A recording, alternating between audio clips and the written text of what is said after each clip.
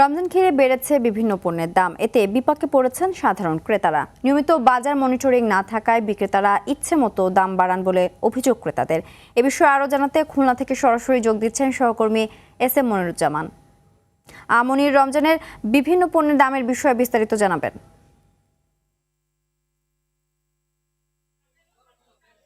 হ্যাঁ সিনথিয়া, যেমনটা বলছিলেন, সারা দেশের নয় খুলনায় কিন্তু রমজানের পূর্বে রমজান সম্পর্কিত যে সকল পণ্য রয়েছে সে সকল পণ্যের দাম অনেক বৃদ্ধি পেয়েছিল। তবে রমজানের যত দিন বাড়ছে ততই কিন্তু পণ্যের দাম কমছে বলে জানিয়েছেন ব্যবসায়ীরা।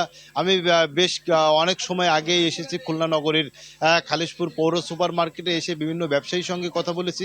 তারা যে কথাটি বলেছে তা যে রমজানের আগে তারা যে পণ্য ক্রয় করেছেন সেই পণ্য যদি যে পণ্য 600 টাকায় ক্রয় করেছেন এখন কিন্তু সেই পণ্য 500 টাকায় চলে এসেছে। অর্থাৎ পণ্যের দাম কমেছে। বিশেষ করে খেজুরের যে মার্কেটটা ঊর্ধ্বগতি ছিল সেই মার্কেট কিন্তু এই মুহূর্তে নিম্নমুখী রয়েছে বলে ব্যবসায়ী জানিয়েছেন। সেই সঙ্গে কিন্তু অন্যান্য যে সকল পণ্য রয়েছে, বিশেষ করে সবজি বাজারও কিন্তু রমজানের প্রথম দিকে, রমজানের আগের 2 দিন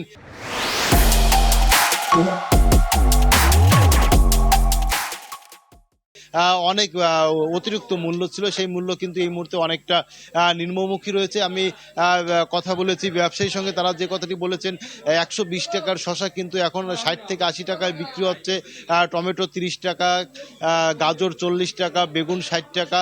এবং প্রতি বছর দেখা যায় রমজান মাসে পেঁয়াজ মরিচের দাম বৃদ্ধি পায়, সেটাও কিন্তু এই বছর অনেকটা কম রয়েছে। কিছুক্ষণ আগে যে ব্যবসায়ী বলছিলেন যে প্রতি কেজি পেঁয়াজ 50 টাকা দরে তিনি বিক্রয় করছেন, রসুন 70 থেকে 80 টাকা দরে বিক্রয় করছেন।